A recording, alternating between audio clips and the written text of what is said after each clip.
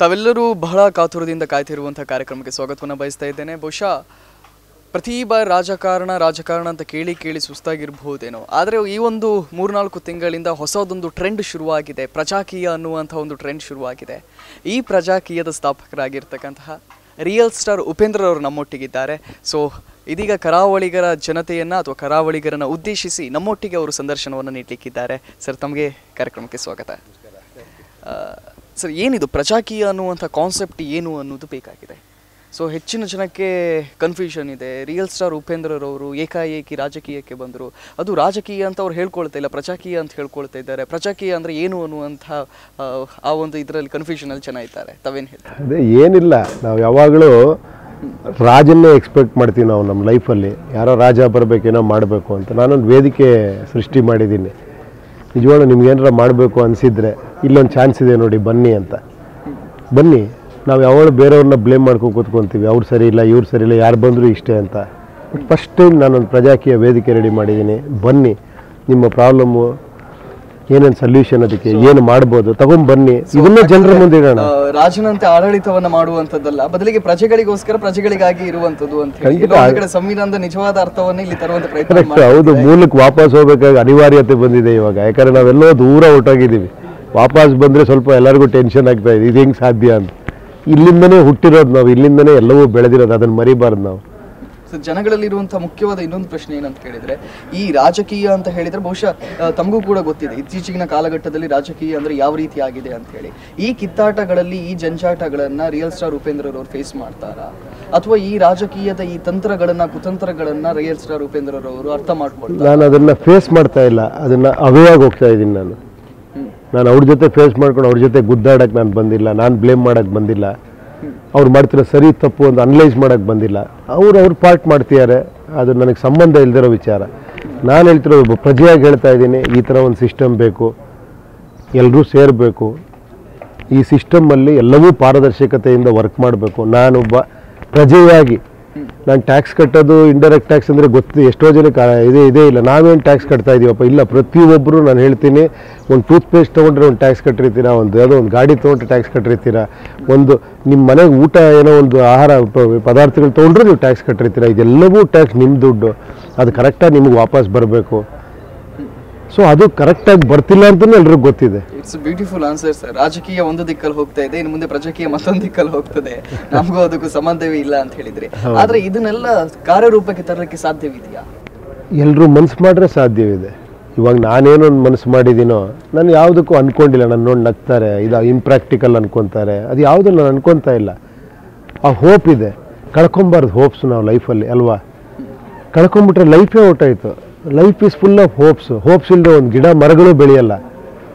ಒಂದೆಲ್ಲೋ ಒಂದು ಕಡೆ ಭಾಳ ಚೆನ್ನಾಗಿ ಹೇಳ್ತಾರೆ, ಬುದ್ಧ ಒಂದು ಕಡೆ ದಾರಿಲಿ ಹೋಗ್ತಿರ್ಬೇಕಾದ್ರೆ ಒಂದೆಲ್ಲೋ ಬೆಟ್ಟದಲ್ಲಿ ಒಂದು ಹೂವು ಅರಳಿರುತ್ತೆ, ಯಾವುದೋ ಬೆಟ್ಟದ ಮೇಲೆ ಒಂದು ಸಣ್ಣ ಗಿಡ ಅಲ್ಲೊಂದು ಹೂವು ಅರಳಿರುತ್ತೆ. ತನ್ನ ಶಿಷ್ಯಂದ್ರಿಗೆ ಹೇಳ್ತಾರೆ ಅವರು, ನೋಡಿ ಅದಕ್ಕೆ ನಾಳೆ ಯಾರು ನೀರು ಹಾಕ್ತಾರೆ ಅಂತ ಗ್ಯಾರಂಟಿ ಇಲ್ಲ ಅಲ್ವಾ, ಅದ್ರ ಮೇಲೆ ಏನೋ ಒಂದು ಯಾರೋ ತುಳ್ಕೊಂಡು ಹೋಗ್ತಾರೆ ಅನ್ನೋ ಭಯ ಇಲ್ಲ. ಅದಕ್ಕೆ ಅದ್ರ ಪಾಡಿಗೆ ಅದು ಅರಳ್ಕೊಂಡು ನಲ್ಕೊಂಡು ನಿಮ್ಗೆ ಸಂತೋಷ ಕೊಡ್ತಾ ಇದೆ. ಹೋಪಲ್ಲಿ ಬದುಕ್ತಿದೆ ಅದು. ನಾವು ಮನುಷ್ಯರಾಗಿ ನಾವೇ ಹೋಪ್ಸ್ ಕಳ್ಕೊಂಡ್ಬಿಟ್ರೆ ಅಲ್ವಾ. S yes sir. ಬಟ್ ಇದರ ನಡುವೆ ಎಲ್ಲೋ ಒಂದು ಕಡೆ ಇಷ್ಟೋ ಕ್ಷೇತ್ರಗಳಲ್ಲಿ ಈಗ ಅಭ್ಯರ್ಥಿಗಳನ್ನ ನಿಲ್ಲಿಸಬೇಕು.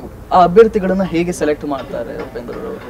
ಅಥವಾ ಅಭ್ಯರ್ಥಿಗಳನ್ನ ಈಗ ಬಹುಶಃ ರಾಜಕೀಯವನ್ನು ಇದುವರೆಗೆ ಅಬ್ಸರ್ವ್ ಮಾಡಿದ್ರೆ, ಅಭ್ಯರ್ಥಿ ಅಂತ ಹೇಳಿದ್ರೆ ಅವನಿಗೆ ಒಂದು ಪಾಪ್ಯುಲಾರಿಟಿ ಇರಬೇಕು, ಅವನಿಗೆ ಬೆಂಬಲಿಗರು ಇರಬೇಕು, ಅಥವಾ ಅವನ ಹತ್ರ ಹಣ ಬಲ ಇರಬೇಕು, ಈ ರೀತಿಯಾಗಿರ್ತಕ್ಕಂಥ ಸರ್ಟನ್ ಕ್ವಾಲಿಟೀಸ್ ಅಂತ ಅವ್ರು ಪರಿಗಣಿಸಿದ್ದಾರೆ ರಾಜಕೀಯದಲ್ಲಿ. ಪ್ರಜಾಕೀಯದಲ್ಲಿ ಯಾವ ರೀತಿ ಇರ್ತದೆ?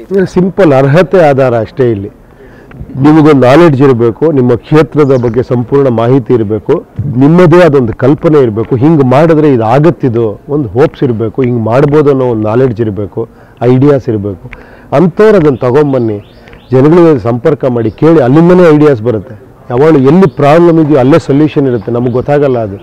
ಅಲ್ಲಿ ಪ್ರಾಬ್ಲಮ್ ಇದ್ದರೆ ನಾವು ಇಲ್ಲಿ ಸೊಲ್ಯೂಷನ್ ಹುಡುಕ್ತಾ ಇರ್ತೀವಿ ಅಲ್ವಾ. ಅಲ್ಲೇ ಪ್ರಾಬ್ಲಮ್ ಇದೆ, ಅಲ್ಲೇ ಸೊಲ್ಯೂಷನ್ ಇದೆ, ಅಲ್ಲೂ ಜನ ಸೇರಬೇಕದು. ಏನೋ ಇಲ್ಲೊಂದಷ್ಟು ಜನರ ಪ್ರಾಬ್ಲಮ್ ಇಲ್ಲಿ ಯಾರೋ ಕೂತ್ಕೊಂಡು ಬಗೆಹರಿಸೋದು ಕಷ್ಟ. ಅದು ಸಂಪರ್ಕದಲ್ಲಿದ್ದು, ನೀವು ಜೊತೆಯಲ್ಲಿದ್ದು, ಎಲ್ಲರೂ ಸೇರ್ಕೊಂಡು ಮಾಡಿದಾಗ ಎಲ್ಲರೂ ಇನ್ವಾಲ್ವ್ ಆಗ್ತಾರೆ. ಎಲ್ಲರೂ ಸೇರಿದ್ರೆ ದೇಶ ಕಟ್ಟೋದು ಎಷ್ಟೊತ್ತು ಹೇಳಿ ಅಲ್ವಾ. ಸೊ ಎಲ್ಲರೂ ಒಟ್ಟು ಸೇರಿದರೆ ದೇಶವನ್ನು ಕಟ್ಟಲಿಕ್ಕೆ ಖಂಡಿತವಾಗಿ ಸಾಧ್ಯ ಇದೆ ಅಂತ ಹೇಳಿ. ಉಪೇಂದ್ರ ಅವರು ಅಂತ ಹೇಳಿದ್ರೆ ಕೂಡಲೇ ಜನಗಳ ತಲೆಯಲ್ಲಿ ಫಸ್ಟಿಗೆ ಬರೋದು ಡಿಫ್ರೆಂಟ್ ಅನ್ನುವಂಥ ಒಂದು ಅರ್ಥ.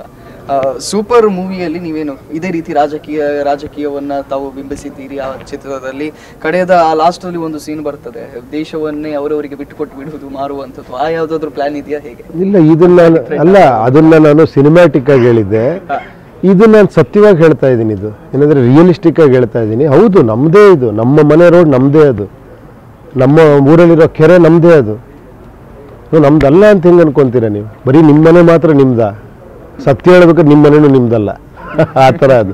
ಸೊ ಎಲ್ಲವೂ ನಮ್ಮದು ಅನ್ಕೊಂಡ, ಎಲ್ಲವೂ ನಮ್ಮದೇ, ಎಲ್ಲರ ಜೊತೆ ಸೇರಿ ಮಾಡೋವಂಥ ಕೆಲಸ ಇದು. ಸೊ ಅದಕ್ಕೆ ಸಂಪರ್ಕದಲ್ಲಿದ್ದು ಕೆಲಸ ಮಾಡೋವಂಥ ನಮ್ಮ ಕಾರ್ಮಿಕರು ಬೇಕು, ಅವ್ರಿಗೆ ನಾಲೆಡ್ಜ್ ಇರಬೇಕು, ಆ ಒಂದು ಹಾನೆಸ್ಟಿ ಇರಬೇಕು, ಪ್ರತಿಯೊಂದು ಟ್ರಾನ್ಸ್ಪರೆಂಟ್ ಆಗಬೇಕು. ಜನಗಳ ದುಡ್ಡು ಎಲ್ಲಿ ಹೋಗ್ತಿದೆ, ಎಲ್ಲಿ ಬರ್ತಿದೆ, ಎಷ್ಟು ಖರ್ಚಾಗ್ತಿದೆ, ಎಷ್ಟು ದಿನದಲ್ಲಿ ಪ್ರಾಜೆಕ್ಟ್ ಆಗುತ್ತೆ ಅನ್ನೋ ಪರಿಪೂರ್ಣವಾದಂಥ ಒಂದು ಮಾಹಿತಿ ಅವ್ರಿಗೆ ಸಿಗಬೇಕು. ಅಲ್ಲ, ಉಪೇಂದ್ರ ಅವರಿಗೆ ಫಸ್ಟ್ ಆಫ್ ಆಲ್ ಈ ಒಂದು ಕಾನ್ಸೆಪ್ಟ್ ಯಾಕೆ ಬಂತು ಅಂತ ಹೇಳಿ, ಈಗ ಬಹುಶಃ ತಮ್ಮ ಸಿಗ್ನೇಚರಿಗೋಸ್ಕರ ಅದೆಷ್ಟೋ ಪ್ರೊಡ್ಯೂಸರ್ಗಳು ಕಾಯ್ತಾ ಇದ್ದಾರೆ ಅಥವಾ ಡೈರೆಕ್ಟರ್ಗಳು ಕಾಯ್ತಾ ಇದ್ದಾರೆ. ಈ ಒಂದು ಬಿಸಿ ಸ್ಕೆಡ್ಯೂಲ್ ಅಲ್ಲಿ ಇಲ್ಲ ನಾನು ರಾಜಕೀಯಕ್ಕೆ ಹೋಗ್ತೇನೆ ಅಥವಾ ಒಂದು ಪ್ರಜಾಕೀಯ ಅಂತ ನಾನು ಸ್ಟಾರ್ಟ್ ಮಾಡ್ತೇನೆ, ಈ ಒಂದು ಕಾನ್ಸೆಪ್ಟ್ ನಮ್ಗೆ ಯಾಕೆ ಬಂತು, ಹೇಗೆ ಬಂತು? ಅಲ್ಲ, ಬರಬೇಕು ಅನ್ಕೊಂತೀನಿ. ಎಲ್ಲೋ ಒಂದು ಕಡೆ, ಎಲ್ಲೋ ಒಂದು ಪ್ರತಿಯೊಬ್ಬರು ಕೂಡ ನಮಗೋಸ್ಕರ ನಾವು ಬದುಕ್ತಾ ಇರ್ತೀವಿ, ನಮ್ಮ ಖುಷಿಗೋಸ್ಕರ, ನಮ್ಮ ಇದಕ್ಕೋಸ್ಕರ.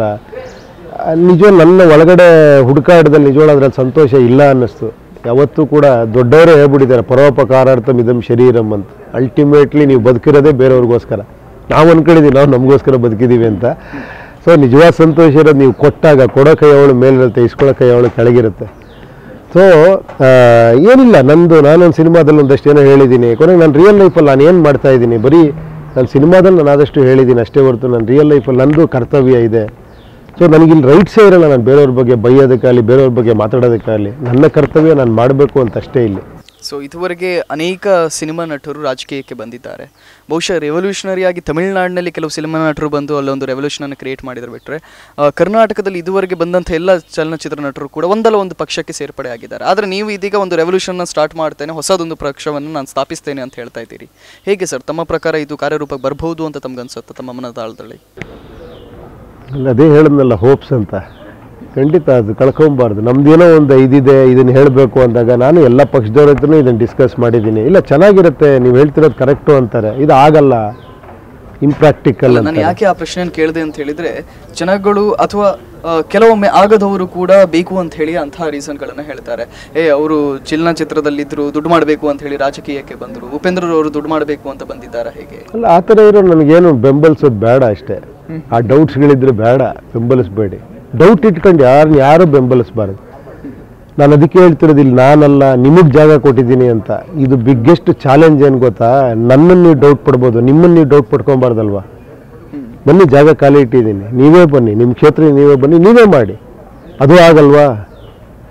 ಬೆಕ್ಕಿಗೆ ಗಂಟೆ ಕಟ್ಟೋದು ಯಾರು ಅಂತ ನಾ ಕಟ್ಟಿದ್ದೀನಿ. ಈ ಗಂಟೆ ಬಾರಿಸಿ ಸೌಂಡ್ ಮಾಡೋರು ಬೇಕಷ್ಟೇ ಇವಾಗ, ಅಲ್ವಾ? ಎಲ್ಲ ಕ್ಷೇತ್ರದಿಂದಲೂ ಕೂಡ ಅಭ್ಯರ್ಥಿಗಳನ್ನ ನಿಲ್ಲಿಸ್ತೀರಾ? ಖಂಡಿತ, ನಾನು ಅದಕ್ಕೆ ಹೇಳ್ತಾ ಇದ್ದೀನಲ್ಲ, ಬನ್ನಿ ಅಂತ ಕರಿತಾ ಇದ್ದೀನಲ್ಲ. ಈಗ ಉಪೇಂದ್ರರವರು ರಿಯಲ್ ಸ್ಟಾರ್, ಸೂಪರ್ ಸ್ಟಾರ್ ಅಂತ ಹೇಳಿ ಇಡೀ ಕರ್ನಾಟಕ ಪರಿಗಣಿಸ್ತಿದ್ರೆ, ನಮ್ಮ ಕುಂಬಾಶಿ ಕುಂದಾಪುರದ ಸೈಡ್ ಇನ್ನೊಂದೇ ರೀತಿಯಾಗಿರುತ್ತೆ ಮಾತಿದೆ, ಉಪೇಂದ್ರ ನಮ್ಮ ಬದಿಯ ಹುಡುಗ ಮಾರ್ಯ, ನಮ್ಮ ಕುಂಬಾಸಿ ಅವರು ಅಂತ ಹೇಳಿ. ಸೊ ಈ ಕರಾವಳಿಯಲ್ಲಿ ಒಂದು ರೀತಿ ಸ್ಪೆಷಲ್ ಆಗಿದೆ. ನಿಮ್ಮ ತವರು ಊರು ಕೂಡ ಅದೇ. ನೀವು ಅಭ್ಯರ್ಥಿಯನ್ನ ನೀವು ಎಲೆಕ್ಷನ್ಗೆ ನಿಲ್ಲುವುದಾದ್ರೆ ಯಾವ ಕಡೆಯಿಂದ ನಿಲ್ತೀರಿ? ಬೆಂಗಳೂರಿಂದವೋ ಅಥವಾ ಕುಂದಾಪುರ ಕರಾವಳಿ ಭಾಗ? ಇಲ್ಲ ನೋಡಿ, ನಾನು ಕುಂದಾಪುರ ಬಿಟ್ಟು ಬಹಳಷ್ಟು ವರ್ಷ ಆಯಿತು. ನನಗೆ ಅಟ್ಯಾಚ್ಮೆಂಟ್ ಇದೆ. ಎಲ್ಲ ಊರುಗಳಲ್ಲೂ ಒಂದೊಂದು ಅಟ್ಯಾಚ್ಮೆಂಟ್ ಇದೆ ನನಗೆ. ಹಂಗಂತ ಇವಾಗ ನಾನು ಅಲ್ಲಿ ನಮ್ಮ ತಂದೆ ತಾಯಿ ಹುಟ್ಟಿದ ಊರದು ಅಂತ ಅದಲ್ಲ. ನಾನು ಹೇಳ್ತಿರೋ, ದಯವಿಟ್ಟು ಅದನ್ನು ತೆಗೆದುಹಾಕಿ. ನಿಮ್ಮ ಊರು, ನೀವಲ್ಲಿದ್ದವರು, ನೀವು ಬನ್ನಿ. ಏನು, ನಾನಿವಾಗ ಅಲ್ಲಿ ಹೋಗ್ಬಿಟ್ಟು ನಾನು ಅನಲೈಸ್ ಮಾಡಬೇಕು. ನನ್ನ ಕ್ಷೇತ್ರ ನಾನು ಈಸಿಯಾಗಿ ಅನಲೈಸ್ ಮಾಡ್ಬೋದು, ನಾನು ಇರೋ ಕಡೆ ನಾನು ಜಾಸ್ತಿ ಈಸಿಯಾಗಿ ಅನಲೈಸ್ ಮಾಡ್ಬೋದು. ಬಟ್ ಇಲ್ಲೇ ಬೆಳೆದಿರೋವಂಥ ಹುಡುಗರಿದ್ದಾರೆ, ಅವ್ರಿಗೆ ಪ್ರಾಬ್ಲಮ್ಗಳು ಗೊತ್ತಿದೆ, ಅವರಿಗೆ ಸಮಸ್ಯೆಗೆ ಪರಿಹಾರನೂ ಗೊತ್ತಿರೋಂಥವ್ರು ಬನ್ನಿ. ಸೊ ನಾನು ಇಂಪಾರ್ಟೆಂಟ್ ಅಲ್ಲ, ನಾನು ಎಲ್ಲಿ ನಿಲ್ತಿರೋದು ಇಂಪಾರ್ಟೆಂಟೇ ಅಲ್ಲ, ನೀವೆಲ್ಲಿ ನಿಲ್ತಿರೋದು ಭಾಳ ಇಂಪಾರ್ಟೆಂಟ್. ಇಲ್ಲಿ ನಾವು ಯಾವಾಗಲೂ ಬೇರೆಯವ್ರ ಕೈ ತೋರಿಸ್ತೀವಿ, ನೀವೇನೋ ಮಾಡ್ತಿಲ್ಲ, ಅವರೇನೋ ಮಾಡ್ತಿಲ್ಲ, ಇವ್ರು ಡೌಟು, ಅವ್ರು ದುಡ್ಡು ಮಾಡೋಕ್ಕೆ ಬಂದಿದ್ದಾರೆ. ಬನ್ನಿ, ನೀವೇ ಬನ್ನಿ ನೋಡೋಣ.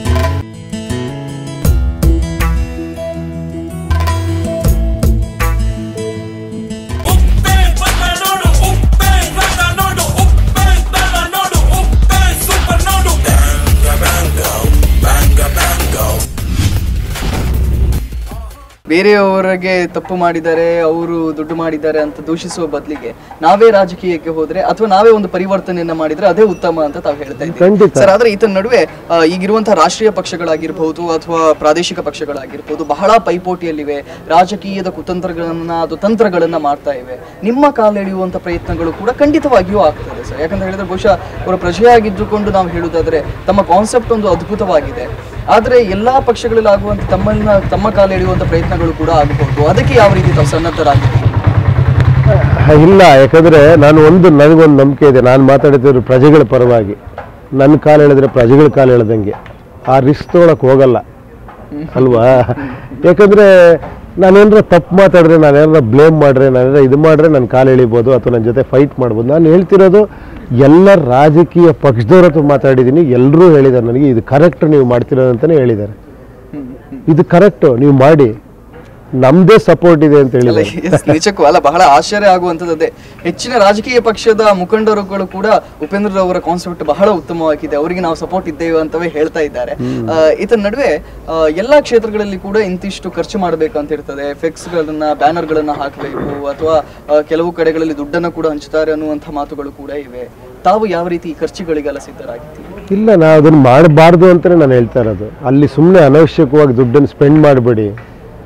ಸೊ ವಿಚಾರ ತಲುಪಿಸ್ಬೇಕಂದ್ರೆ ನಮ್ಮ ಹತ್ರ ವಿಷಯಗಳಿರಬೇಕು. ಆ ವಿಷಯಗಳು ಮಾತಾಡೋಣ, ಅದ್ರ ಬಗ್ಗೆ ಪರಿಹಾರ ಕಂಡುಹಿಡ್ಕೊಳ್ಳೋಣ, ಅದ್ರ ಬಗ್ಗೆ ಮಾತಾಡೋಣ ಜನಗಳ ಹತ್ರ. ಸೊ ಅದನ್ನು ಅನಲೈಸ್ ಮಾಡಲಿ, ಜನನೂ ಕೂಡ ಸ್ವಲ್ಪ ಅದರಲ್ಲಿ ಇನ್ವಾಲ್ವ್ ಆಗಲಿ. ಯಾಕಂದರೆ ಗೌರ್ಮೆಂಟ್ ಅಂದರೆ ಸಪ್ರೇಟ್, ಅದು ನಮ್ಮದು ಸಪ್ರೇಟು, ಅವರೇನೋ ಪ್ಲ್ಯಾನ್ ಮಾಡಿ ಮಾಡ್ತಾರೆ ನಮಗೆ ಅನ್ನೋದು ಬೇಡ. ಸೊ ನೀವು ಇನ್ವಾಲ್ವ್ ಆಗಿ ಆ ಒಂದು ಇಲ್ಲಿರೋ ಅಂತರನ ಹತ್ರ ತರ್ತಿರೋದೇ ಪ್ರಜಾಕೀಯ. ರಾಜಕೀಯ ಇಲ್ಲಿದೆ, ಪ್ರಜೆಗಳು ಇಲ್ಲಿದ್ದಾರೆ, ಇದನ್ನು ಹತ್ರ ತರೋದೇ ಪ್ರಜಾಕೀಯ.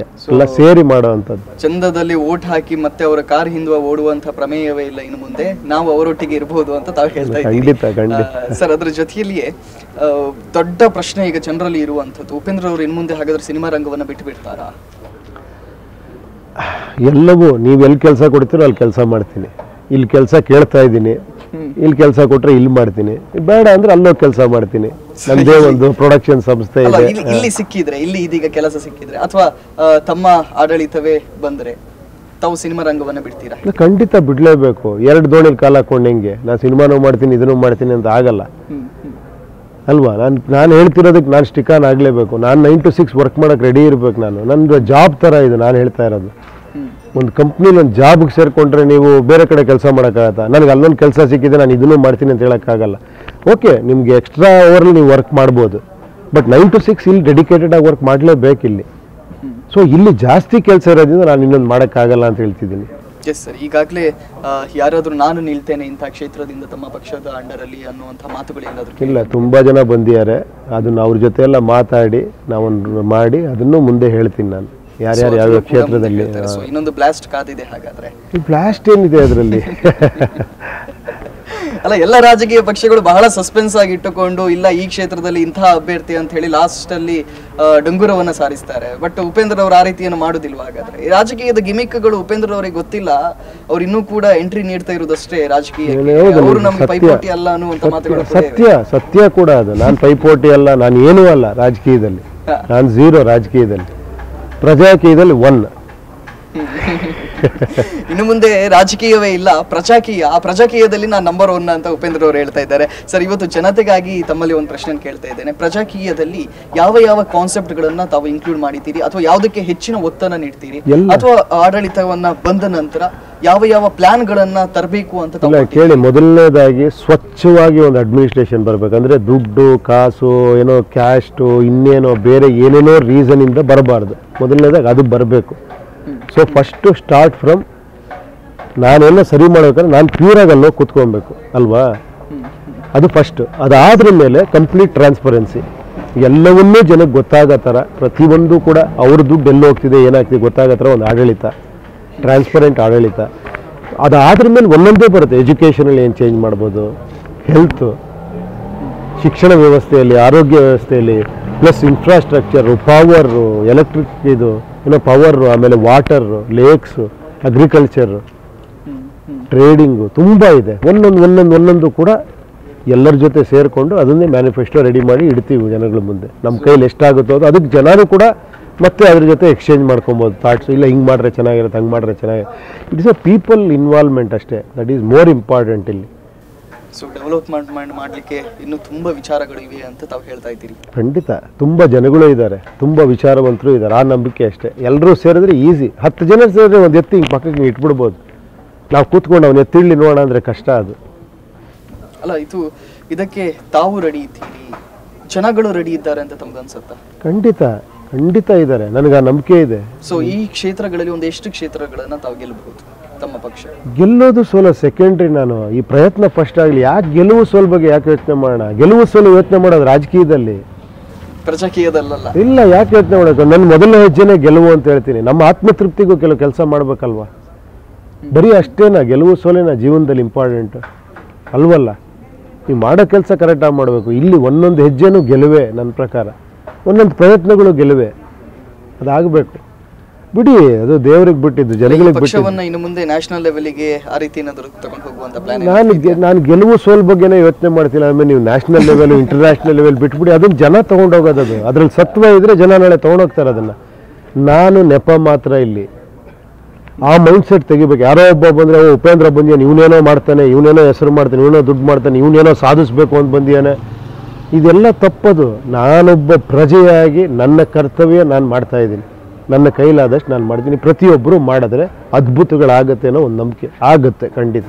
ಸರ್, ಈಗಾಗಲೇ ತಮ್ಮ ಕಾನ್ಸೆಪ್ಟ್ಗಳನ್ನು ಅಥವಾ ತಮ್ಮ ಮಾತುಗಳನ್ನು ಕೇಳಿಕೊಂಡು ಈಗಾಗಲೇ ಅನೇಕರು ಬದಲಾವಣೆ ಆಗಿದ್ದಾರೆ. ಇಲ್ಲ, ನಾವು ಒಂದು ಬದಲಾವಣೆಯನ್ನು ತರ್ತೇವೆ ಅಂತ ಹೊರಟಿದ್ದಾರೆ. ಸೊ ಈ ಬದಲಾವಣೆಯ ಪರ್ವ ಬಹುಶಃ ಆರಂಭಗೊಂಡ್ರೆ ಬಹುಶಃ ನಾವು ಕೂಡ ಬಹಳ ಸಂತೋಷವನ್ನು ಪಡ್ತೇವೆ. ಪ್ರಜಾಕೀಯ ಆರಂಭಗೊಳ್ತು ಅಂತ ಹೇಳಿದ್ರೆ ತಮ್ಮ ಜೊತೆಯಲ್ಲೇ ಬೇರೆ ಯಾವುದಾದ್ರೂ ನಟರು ತಮ್ಮೊಟ್ಟಿಗೆ ಸಾಥ್ ನೀಡ್ತಾರಾ, ಅಥವಾ ಬೇರೆ ಚಿತ್ರರಂಗದ ವತಿಯಿಂದ ಬೇರೆ ಯಾರಾದರೂ ತಮ್ಮೊಟ್ಟಿಗೆ ಇರ್ತಾರಾ? ನಾನು ಹೇಳ್ತಾ ಇದ್ದೀನಲ್ಲ ಇವರೇ, ನಾನಿಲ್ಲಿ ಏನೋ ಹೆಸರು, ದುಡ್ಡು, ಜಾತಿ, ಅವನು ಪ್ರಬಲವಾದ ವ್ಯಕ್ತಿ, ಅವನೇನೋ ದೊಡ್ಡ ದೊಡ್ಡ ಮನುಷ್ಯ, ಇದು ಯಾವುದನ್ನು ನಾನು ಯೋಚನೆ ಮಾಡ್ತಾ ಇಲ್ಲ. ಉದ್ದೇಶ ಚೆನ್ನಾಗಿರೋನು ಎಲ್ಲರೂ ನಂಗೆ ಸ್ಟಾರ್ಸೇ. 224 ಜನ ಸೂಪರ್ ಸ್ಟಾರ್ಸ್ಗಳು ಬೇಕು ನನಗೆ. ನಿಮ್ಗೆ ಉದ್ದೇಶ ಚೆನ್ನಾಗಿ, ನಿಮ್ಗೆ ಐಡಿಯಾ ಇರಬೇಕು, ನಿಮ್ಗೇನೋ ಮಾಡಬೇಕು ಅನ್ನೋ ಒಂದು ಹಂಗರ್ನೆಸ್ ಇರಬೇಕು, ಹಸಿವಿರಬೇಕು. ಇದ್ರೆ ಸಾಕು. ವಿವೇಕಾನಂದರು ಹೇಳೋರು 100 ಜನ ಬನ್ನಿ ನನ್ನ ಜೊತೆ, ನಾನು ಇಡೀ ದೇಶ ಚೇಂಜ್ ಮಾಡ್ತೀನಿ ಅಂತ ಅಲ್ವಾ? ಯಾಕಾಗಲ್ಲ? ಸೊ ಅಂತಹ 224 ಜನ ಇದ್ರೆ ಸಾಕು, ಇಡೀದನ್ನೇ ಚೇಂಜ್ ಖಂಡಿತ ಖಂಡಿತ ಆಗತ್ತೆ ಖಂಡಿತ. ಸೊ ಸರ್, ಖಂಡಿತ ಅದೇ ಆಗಲಿ. ಅದ್ರ ಜೊತೆಲೇ ಇನ್ನೊಂದು ಕಡೆಯ ಕೆಲವು ಪ್ರಶ್ನೆಗಳನ್ನು ನಾನು ತಮ್ಮಲ್ಲಿ ಕೇಳ್ತೇನೆ. ತಾವು ಮತ್ತೊಮ್ಮೆ ಅದನ್ನು ಸ್ಪಷ್ಟಪಡಲಿಕ್ಕೆ ಇಷ್ಟಪಡ್ತೇನೆ. ತಾವು ಯಾವ ಕ್ಷೇತ್ರದಿಂದ ಇಲ್ಲ, ನಾನು ಅದೇ ಹೇಳಿದ್ನಲ್ಲ, ಇನ್ನೂ ಡಿಸೈಡ್ ಮಾಡಿಲ್ಲ. ನನಗೆಲ್ಲರೂ ಫಸ್ಟು ಬೇರೆಯವರು ಬರೋರು ಇಲ್ಲಿ ಇಂಪಾರ್ಟೆಂಟು. ನಾನು ಇಂಪಾರ್ಟೆಂಟ್ ಅಲ್ಲ, ಫಸ್ಟು ಬರೋರು ಇಂಪಾರ್ಟೆಂಟು. ಅವರು ಎಲ್ಲರ ಆಸೆಗಳಿಗೆ, ಅವ್ರು ಏನು ಇದಿದೆಯೋ ಕನಸುಗಳು, ಅದಕ್ಕೆ ನಾನು ಜಾಗ ಮಾಡಿಕೊಟ್ಟು ನನಗೊಂದು ಜಾಗ ಉಳಿದ್ರೆ ನಾನು ಮಾಡ್ತೀನಿ. ಸೊ ಇನ್ನೊಂದು ಮಾತು ಕೇಳಿ ಬರ್ತಿರೋ, ಮಾತಾಡೋದು ಸುಲಭ ಆದರೆ ಅದನ್ನು ಕಾರ್ಯರೂಪಕ್ಕೆ ತರುವಂಥದ್ದು ಕಷ್ಟ ಅಂತ ಹೇಳಿ ತಮ್ಮ ಅಂಥವ್ರಿಗೆಲ್ಲ ಹೇಳ್ತೀನಿ, ದಯವಿಟ್ಟು ನೀವು ಆ ಥರ ಮಾತಾಡಬೇಡಿ, ಬನ್ನಿ ಅಂತ. ಸೊ ಕಾರ್ಯರೂಪ ತರಬೇಕಾದ್ರೆ ಎಲ್ಲರೂ ಒಟ್ಟಿಗೆ ಬರಬೇಕು, ನೀವು ಕೂಡ ಬನ್ನಿ. ನೀವು ಯಾಕೆ ಮಾತಾಡ್ತಾ ಕೂತ್ಕೊಂತೀರಾ, ಬನ್ನಿ ಅಂತ. ಕಡೆಯದಾಗಿ ಇವತ್ತಿನ ಕಾರ್ಯಕ್ರಮದಲ್ಲಿ ಸ್ಪಂದನ ವಾಹಿನಿಯ ಮುಖಾಂತರವಾಗಿ ತಾವೇನು ಹೇಳಲಿಕ್ಕೆ ಇಷ್ಟಪಡ್ತೀರಿ ಸರ್ ಜನತೆಗೆ, ಕರ್ನಾಟಕದ ಜನತೆಗೆ? ಒಂದೇ ಒಂದು ಸಿಂಪಲ್ ಹೇಳಬೇಕು ಅಂದರೆ, ನಾನಲ್ಲಿ ಹೋಗಿ ಅಲ್ಲೇನೋ ಮಾಡ್ತೀನಿ ಅಂತ ನಿಮ್ಗೆ ಏನಾರ ಕಷ್ಟಗಳಿದ್ದರೆ ನಾನೊಂದು ವೇದಿಕೆ ರೆಡಿ ಮಾಡಿದ್ದೀನಿ. ಒಂದು ಸಣ್ಣದೊಂದು ಪ್ರಯತ್ನ ನೀವು ಪಡಬೇಕಾಗಿದೆ. ನಿಮ್ಮ ಕ್ಷೇತ್ರಗಳನ್ನ ಇದು ಮಾಡಿ ನಿಮ್ಮದೇ ಆದೊಂದು ಕಲ್ಪನೆಯಲ್ಲಿ ಬನ್ನಿ. ನಾವು ಇನ್ನೊಬ್ಬರನ್ನ ಬೈಯೋದು ಬಿಟ್ಬಿಡೋಣ, ನಮ್ಮ ಪ್ರಯತ್ನನ ನಾವು ಮಾಡೋಣ. ಖಂಡಿತ ನಮ್ಗದೊಂದು ಹೋಪ್ಸ್ ಇಟ್ಕೊಳ್ಳೋಣ. ನಿರಾಶಾ ಜೀವನ ನಡೆಸಬಾರ್ದು. ನಾನು ಹೇಳೋದಲ್ಲ, ಒಂದು ಹೋಪ್ ಸತ್ತೋದ್ರೆ ಮನುಷ್ಯ ಬದುಕಿದ್ದು ಸತ್ತಂಗೆ, ಹೋಪ್ ಸಾಯಬಾರ್ದು. ಸೊ ಬನ್ನಿ, ದಯವಿಟ್ಟು ಆಗತ್ತಿದ್ದು ನಂಬಿಕೆ ಇಟ್ಕೊಳ್ಳಿ ಅಂತ ಹೇಳ್ತೀನಿ ಅಷ್ಟೇ. ಎಸ್ ಸರ್, ಖಂಡಿತ. ಬಹುಶಃ ತಮ್ಮ ಈ ಒಂದು ಪರಿಕಲ್ಪನೆ ಶುಭವಾಗಲಿ. ಅದರ ರೀತಿಯಲ್ಲೇ ಬಹುಶಃ ಈಗಾಗಲೇ ನಾವು ಮಾಧ್ಯಮದಲ್ಲಿ ಇದ್ದುಕೊಂಡು ಅಬ್ಸರ್ವ್ ಮಾಡ್ತಾ ಇರುವಾಗಲೇ ಹೆಚ್ಚಿನ ಜನರು ಪ್ರೋತ್ಸಾಹವನ್ನು ನೀಡ್ತಾ ಇದ್ದಾರೆ, ಬೆಂಬಲಿಸ್ತಾ ಇದ್ದಾರೆ. ಅದ್ರ ಜೊತೆಯಲ್ಲೇ ಏನೋ ಒಂದು ಬದಲಾವಣೆ ನಿರೀಕ್ಷೆ ಈಗಾಗಲೇ ಎಲ್ಲರಲ್ಲಿಯೂ ಕೂಡ ಇದೆ. ಇಷ್ಟು ವರ್ಷಗಳ ಕಾಲ ರಾಜಕೀಯ ನೋಡಿ. ಸೊ ಉಪೇಂದ್ರರವರೊಟ್ಟಿಗಿನ ಮಾತುಕತೆಯನ್ನು ತಾವೆಲ್ಲರೂ ಕೂಡ ವೀಕ್ಷಿಸಿದ್ರಿ. ತಾವೆಲ್ಲರೂ ಕೂಡ ಇರ್ತೀರ ಅನ್ನುವಂಥ ಭರವಸೆ ಮೇಲೆಗೆ ಉಪೇಂದ್ರರವರು ಮಾತಾಡಿದ್ರು. ಇವತ್ತಿಗೆ ಈ ಒಂದು ಕಾರ್ಯಕ್ರಮವನ್ನು ಮುಗಿಸ್ತಾ ಇದ್ದೇವೆ. ನಿರಂತರ ಸುದ್ದಿಗಳಿಗಾಗಿ ವೀಕ್ಷಿಸ್ತಾ ಇರಿ ಸ್ಪಂದನ.